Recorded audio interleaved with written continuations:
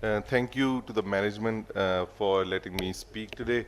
So we were just counting back there, and this is where. So I removed the numbering for the pillars because this is probably the 8th or the ninth pillar. So I don't want you getting confused with which number pillar this is. We're going to talk about something new, uh, even more, something more recent than finerenone. So we are going to skip through these slides. We know the number one cause of death in the world is cardiovascular disease. Pakistan is no different, has the highest mortality inferred to the Pakistanis is by cardiovascular disease. This is similar, but what something that Qurban actually mentioned, but I don't think it registered as well, that in Pakistan, out of all the metabolic risks that we have, high blood pressure is the commonest cause of cardiovascular disease, myocardial infarction and stuff, and it beats hyperlipidemia as well. We are all very careful about statins, but I think high blood pressure needs even way more intricate management in our population, at least when we talk about reducing mortality. So again, something Qurban has already mentioned, that the prevalence of heart failure and all these comorbids are increasing, and we are expecting them to multiply even more significantly in the coming years. And this slide was shown by Patter as well, that for every decompensation of heart failure, when the patient comes back with subsequent decompensation, these patients don't do as well when they get out. So the key message is that you need to avoid and you need to prevent these decompensations for these patients to survive. It's similar for both men and males and females, and it's more significant than coronary heart disease. So I'm going to just quickly go. So this was the sixth pillar, which is lifestyle management, followed by finerenone, which was the seventh, and we are going to just talk about the eighth one. What we have not really focused on is one of the other mechanisms of heart failure, where we know that all these vasculopaths, they stop producing nitric oxide indigenously, and these are the patients who develop coronary diastolic dysfunction and as well as reduced ejection fraction. So this is a drug which is sort of focusing on it. ESC 21 as well as AHA in 22 both have recommended Verciguat as something that can be added on to these patient cohorts which are not doing that well on the standard GDMT, which is the 6 pillars that we have talked about.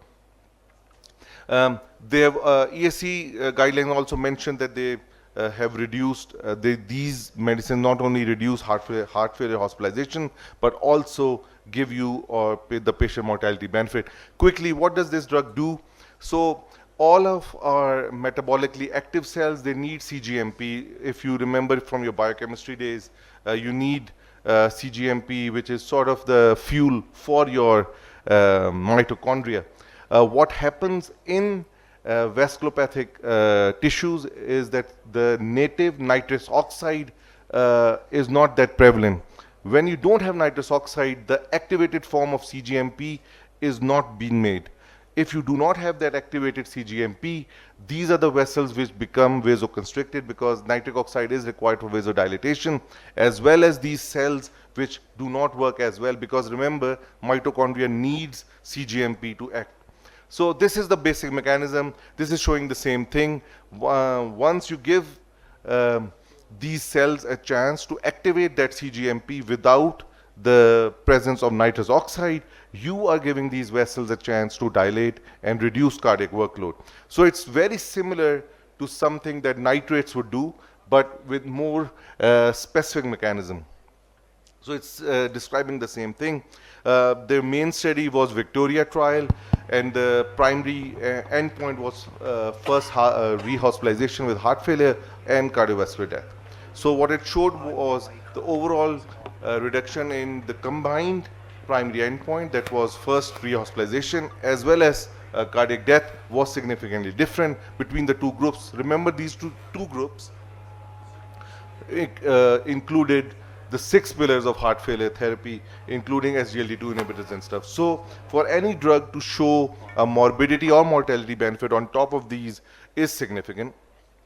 Then they divided the two outcomes that were combined for the primary outcome, heart failure, hospitalization, as well as death. And you could see a significant difference between the two arms. Then there was another subsequent study to show what happens with BNP when you put these patients on Verciguat, and it showed pretty similar that remember again that these patients are on best guideline directed medical therapy, on top of which you are adding Verciguat. Even here you can see there is a significant reduction in BNP. Obviously, if you think of the mechanism, these drugs are causing vasodilatation, these drugs are reducing preload as well as afterload, and these drugs are reducing the weight on the atria. Probably the most practical slide, and we have time. So this is where I think we need to focus on a bit, because this drug is so new, even for me to read this slide was pretty critical. Where do you add these patients? So in Victoria trial, this drug was not added on to the standard therapy during active phase. So this drug has to be started when the patient has stabilized from their acute decompensation of heart failure. So it is not something that you start in the middle of stage 4 NYHA patient. Number 2 was, if these are the contraindications, if you see the cautions, because this works very similar to nitrates, if the patient is taking any of sildenafil or any of those drugs, you do not start these patients on Verciguat. If this patient is taking a long-acting nitrate, you try to avoid adding Verciguat. And lastly, how do you dose it? The starting dose is 2.5 milligram once a day. You increase it by 2.5 every couple of weeks, and you go to a maximum of 10 milligrams. When you are following these patients up in your clinic, you do not need to check any electrolytes, because they do not work on the kidney like that. All you're looking for is the drop in their systolic blood pressure or symptoms suggestive of postural hypotension. That is all you are monitoring for when you start them on these medications. Again, frailty and stuff, these are the things you have to consider, that they do not suffer from falls and stuff when you put them on Verciguat. Absorption wise, again, this is something important. Somebody in heart failure, their absorption, somebody who is euvolemic, the absorption of Lasix is around 40 to 50%.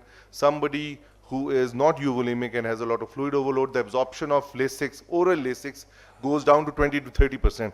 This is something unique, that this bioavailability is 93% in patients who even are in heart failure. Other drugs wise, there is no real interaction apart from the fact that we discussed. Any drugs with which give you sustained nitric oxide release might result in hypotension if you put them on with Verciguat. We do not, because this does not really affect renal function or the hepatic function, you can give them in any patient apart from the patients on dialysis. Again, the patients on dialysis are a gray area in every trial, because nobody really puts these patients in any trial, so we don't really know, but probably makes sense if you give them a lower dose of it. We've discussed the dose. We have these available in Pakistan now.